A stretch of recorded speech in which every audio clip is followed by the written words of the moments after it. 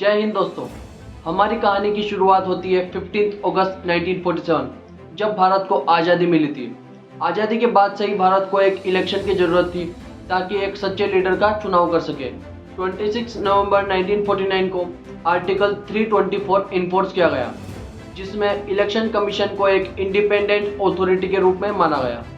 25 जनवरी 1950 को election commission को formally established कर दिया गया, इंडिया के डेमोक्रेटिक रिपब्लिक बनने के एक दिन पहले, जिसमें बताया गया कि पार्लियामेंट के, स्टेट लेजिस्लेचर के, वाइस प्रेसिडेंट के या प्रेसिडेंट के जितने भी इंडिया में इलेक्शंस होंगे, सबको कंडक्ट करने की रिस्पॉन्सिबिलिटी होगी इलेक्शन कमीशन ऑफ इंडिया की।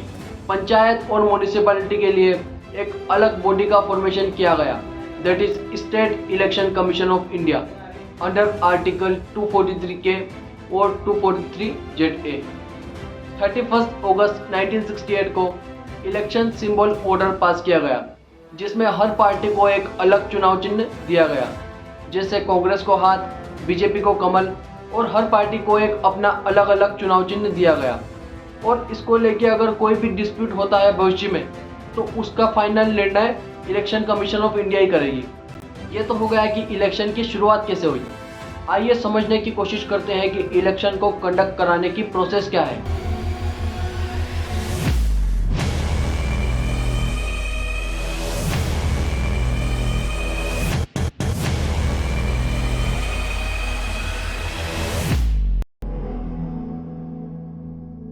इलेक्शन ऑफिशियली बिगिन होता है जब लोकसभा चुनाव के लिए प्रेसिडेंट या विधानसभा चुनाव के लिए गवर्नर एक नोटिफिकेशन इशू करता है।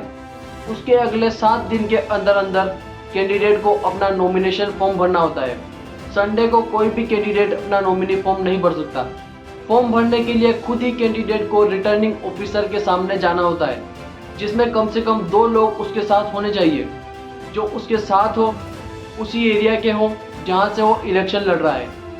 वहां कैंडिडेट को एक फॉर्म फिल करना होता है, एक शपथ लेनी होती है और एक सिक्योरिटी फी भी जमा करनी होती है, ताकि हर कोई इलेक्शन न लड़ सके और एक सीरियस कैंडिडेट ही इलेक्शन लड़े।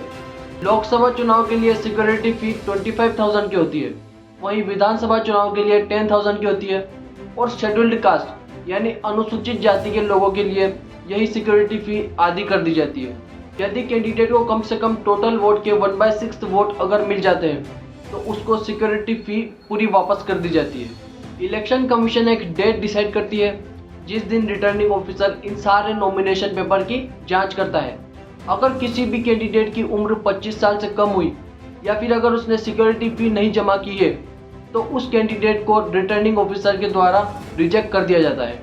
जांच होने के करीब 2 दिन के बाद तक कैंडिडेट के पास मौका होता है कि वह अगर अपना नाम वापस लेना चाहता है तो वह ले सकता है, और अगर बीच में संडे आ जाता है तो उसको 1 दिन का एक्स्ट्रा टाइम दिया जाता है। उसके तकरीबन 20 दिन बाद इलेक्शन होता है। इस बीच पॉलिटिकल पार्टीज कैंपेनिंग करती है, वे जगह जगह जाती है और वोटर्स को कन्विंस करती है कि उनको वोट दें, पर इस दौरान उनको एक सर्टन रूल्स को फॉलो करना होता है। वे रिलीजियस टर्म्स में कैंपेनिंग नहीं कर सकते। कैंपेनिंग के दौरान उनके साथ किसी भी तरह की कोई मशीनरी वे नहीं रख सकते। पॉलिटिकल पार्टीज जितना भी पैसा कैंपेनिंग में यूज़ कर रही है, उसके ऊपर एक सर्टेन लिमिट होती है। अगर पॉलिटिकल पार्टीज उस लिमिट से ज़्यादा पैसा कैंपेनिंग में लगा रही है, तो इलेक्शन कमीशन के पास पावर होती है कि वे उस पॉलिटिकल पार्टीज को डिस्क्वालीफाइड कर सकते हैं। अगर नॉमिनेशन फॉर्म भरने के बाद एंड वोटिंग स्टार्ट होने से पहले किसी भी कैंडिडेट की डेथ हो जाती है, तो इलेक्शन कमीशन वोटिंग की प्रोसेस को आगे बढ़ा देती है और नॉमिनेशन फॉर्म भरने से पूरी प्रोसेस वापस से ऐसी की ऐसी स्टार्ट होती है। इलेक्शन कमीशन इलेक्शन को सक्सेसफुल बनाने के लिए हज़ारों लोगों को अपॉइंट करती है, जिसमें स्कूल टीचर्स, लोक सेवकों, पुलिस ऑफिसर्स को लिया जाता है। इसमें 3 ऑफिसर्स होते हैं जो चुनाव को पूरी तरीके से करवाने के लिए रिस्पॉन्सिबल होते हैं।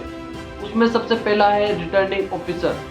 हर चुनाव एरिया में राज्य सरकार से बातचीत करने के बाद एक रिटर्निंग ऑफिसर को अनाउंस किया जाता है, जो पूरे एरिया में जितनी भी जगह वोटिंग हो रही है, सबकी जिम्मेदारी उसके सर पर होती है।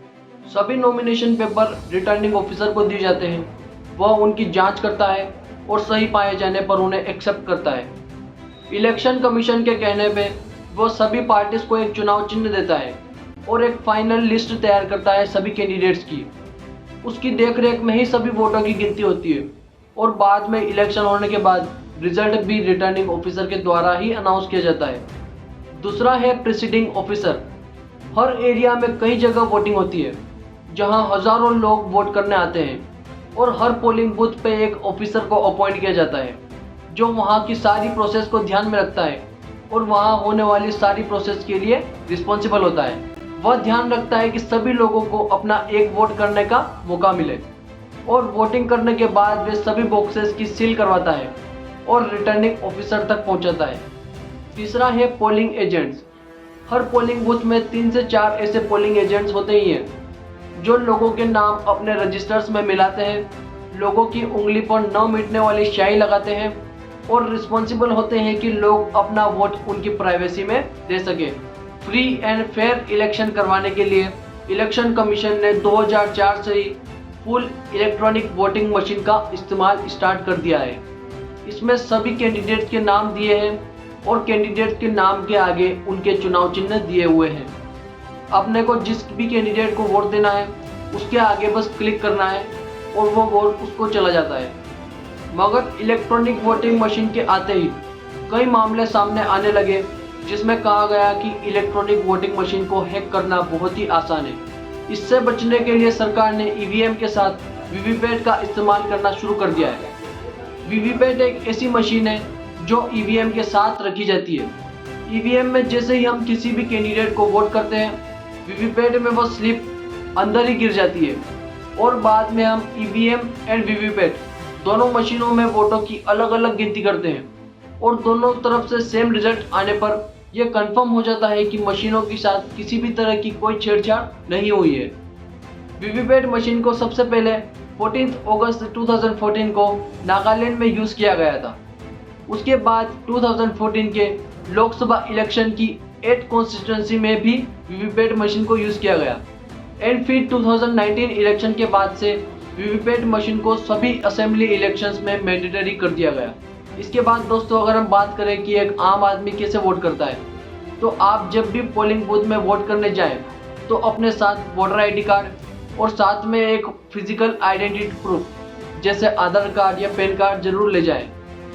सेना में जवान, इलेक्शन ड्यूटी में तैनात ऑफिसर, पीडब्ल्यूडी व्यक्ति या 80 साल की उम्र से अधिक के लोग या देश के बाहर जॉब कर रहे गवर्नमेंट ऑफिसर, इन सभी के लिए पोस्टल बैलेट की व्यवस्था उपलब्ध की जाती है जिसमें इन लोगों को इलेक्शन कमीशन के द्वारा एक बैलेट पेपर पहुंचाया जाता है जिसमें ये अपनी इच्छा से किसी भी कैंडिडेट को वोट कर सकते हैं और बाद में वो बैलेट पेपर पोस्ट के थ्रू ये रिटर्निंग ऑफिसर तक पहुंचा सकते हैं। इसमें एक QR कोड लगा होता है जिसकी वजह से रिटर्निंग ऑफिसर पहचान लेता है कि ये वही बैलेट पेपर है जो इलेक्शन कमीशन ने उस व्यक्ति को पहुंचाया था। और दोस्तों जेल में रहने वाले कैदी को वोट करने का कोई अधिकार नहीं होता। अगर इलेक्शन जीतने के बाद सरकार बिल्कुल सही से काम न करे और ऑल्टरनेटिव गवर्नमेंट भी अवेलेबल ना हो तो प्रेसिडेंट के पास ये अथॉरिटी होती है कि वह इलेक्शन वापस से करवा सकता है। Thank you. प्लीज़ इस वीडियो को लाइक कीजिए, शेयर कीजिए एंड सब्सक्राइब कीजिए।